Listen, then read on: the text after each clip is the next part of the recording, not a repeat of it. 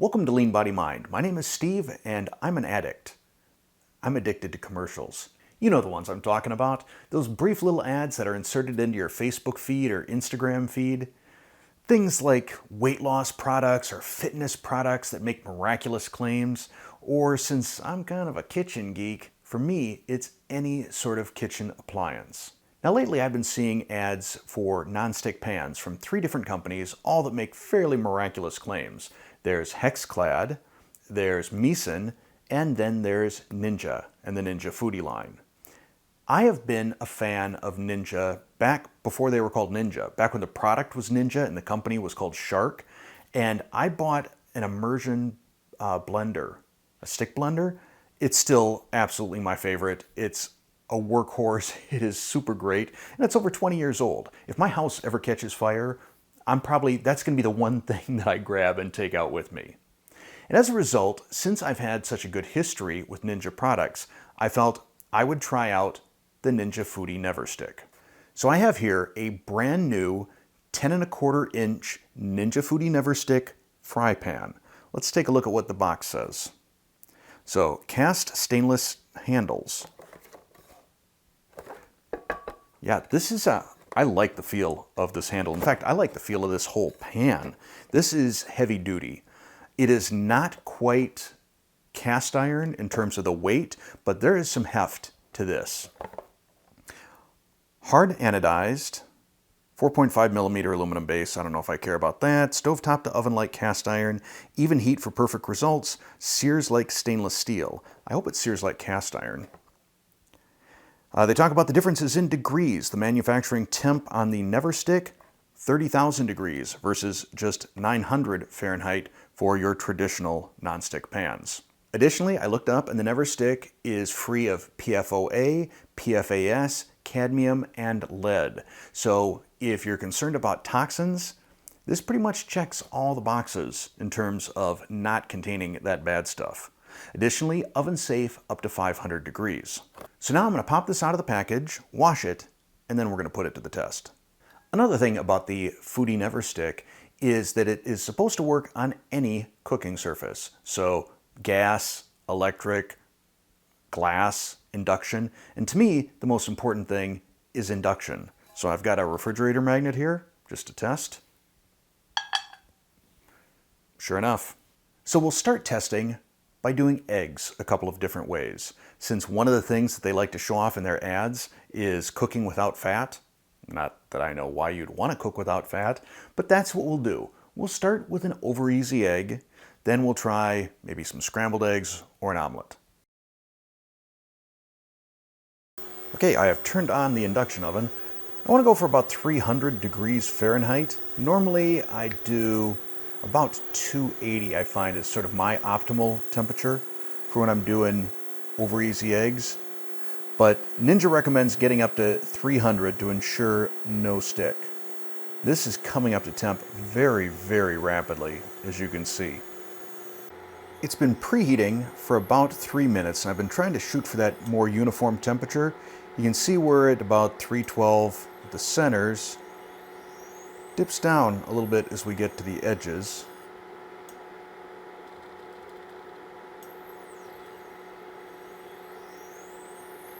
But since we're at 300, let's go ahead and see how an over easy egg works without any fat.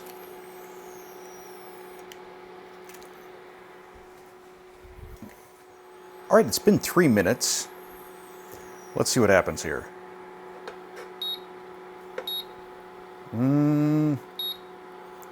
I would say that is kind of adhering to the surface there.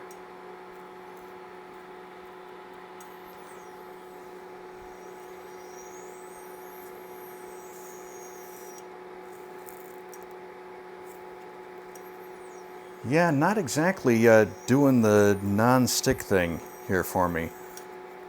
Now this could have been because it had only just reached 300 degrees. Oh look, now this is starting to flake off. And perhaps the temperature of the egg.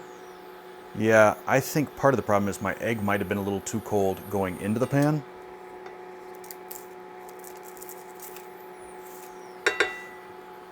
I'm going to clean this up and we'll come back with another experiment. All right, this time we are closer to 350 Fahrenheit. My egg is a little warmer. Let's see how this goes. It's been about 3 minutes. I can see the edges are coming up a little bit. Let's see if it does that fancy thing where I blow on it and it flutters up in the air. Whoa! That fluttered. And whoa. Okay, so definitely seems to have to do with temperature. Let's see how well this works in terms of flipping the egg. Okay, a little sloppy on the egg. Also, I'm not a fan of eggs cooked not in fat. This texture here, not really to my liking. But we've definitely proven that you can cook without fat on this thing and have it be completely non-stick.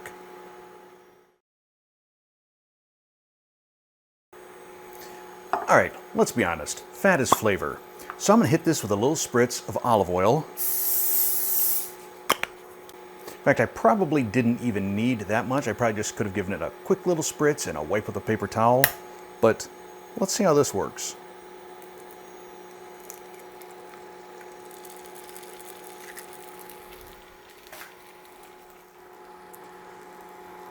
Okay, we'll do the blow test again.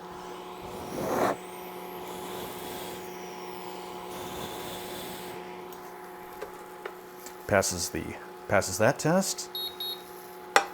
Slides around very nicely. I'm not going to try the flip thing again. I'm just going to use a spatula.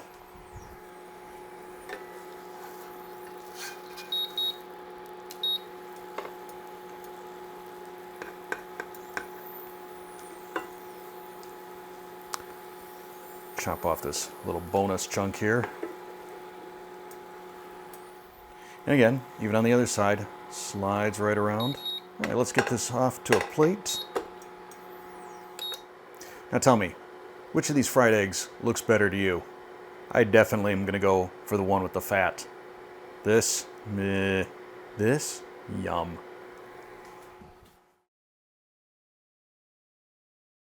Now I didn't even bother washing it out. All I had to do was wipe it with a paper towel, just having that little bit of oil. I'm not gonna add any oil back in this time.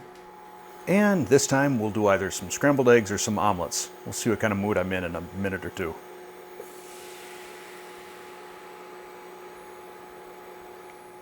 I'm going to do scrambled eggs because my grandson absolutely loves scrambled eggs. Oh, look at that. Boy, I don't think I've ever used a pan that has been this non-stick.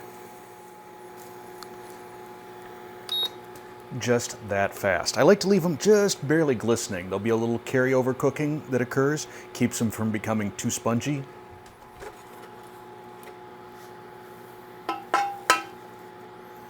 Wow, that was incredibly simple.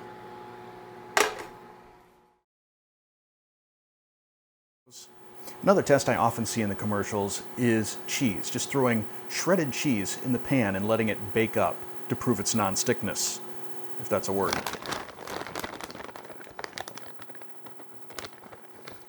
So here we go. Throw a handful of cheese in there. Right. That is getting right on the edge of burnt, so I'm gonna turn off the heat, let it quit sizzling for a second. All right, it's cooled down. I tilt it, it's not sliding. Well, let's get under the corner. Oh, wow. It peels right off. And given how much I love burnt cheese, this is going to be quite a treat. We have the pan up to 500 degrees for our final test. A little fillet of tenderloin. And for this, I am going to throw in some butter, about 2 tablespoons.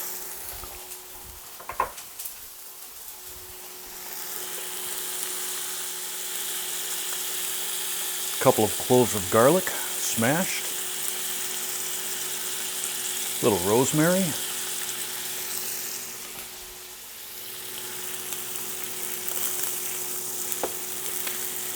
Now, I'll do something that we wouldn't typically do with nonstick. I'm going to use a metal utensil because it's supposed to be safe. Some of our butter down here.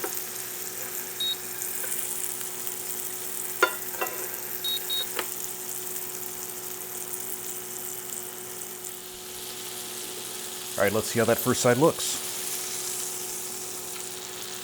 I would say that is a pretty good looking sear right there.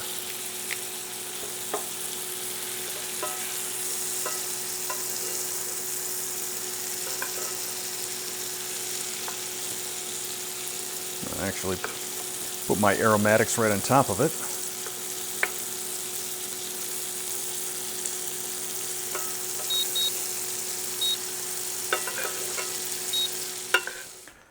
So we'll get this off to a plate. Then we'll let the carryover cooking take this up to just the high end of rare, low end of medium rare. All right, let's slice this up. Oh, beautiful.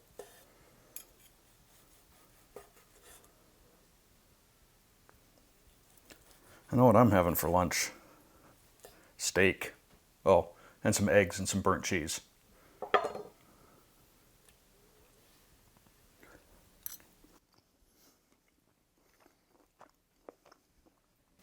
Good stuff. Now is the most difficult part of this video because I just want to keep eating steak right now. But I suppose I can give you a summary. In each of the instances that I used the NeverStick with any sort of fat, I was pretty much able to wipe it clean. I mean, I'll still wash it, but if you're cooking multiple things, really, that's it. Clean.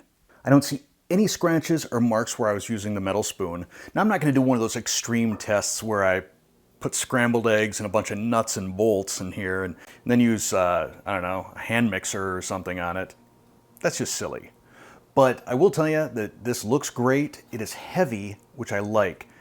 I think this is going to be a very durable pan, one that isn't going to warp. It heats up quickly. If you're using any amount of oil, it is 100% non-stick. I think if there were one complaint I have about it, it does seem that because it heats up so quickly, it doesn't heat up evenly quickly. So if you're not in a rush, you may want to heat it up at a slightly lower temperature. And as you bring the heat up, my expectation is maybe, or at least my hope is, that it will heat a little bit more evenly edge to edge. This 10 1/4 inch, this was my sample pan. This was me investing $50 or whatever it was, 45, I don't remember. I'll include a link to it down below in the description. But this was me doing a trial run to see if I should replace my other cookware with Foodi NeverStick. And the answer is yes, I'm gonna do that. Now, I'm not gonna replace my stainless steel. I'm not gonna replace my cast iron, but for any of my non-stick, this is the way I'm gonna go. So hopefully you found this review helpful. If you have any questions, things I didn't cover, other tests you would like me to do that aren't silly sort of tests, I want real world cooking type of tests, let me know down in the comments below.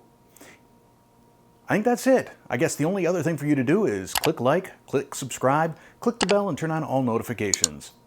And thanks for watching.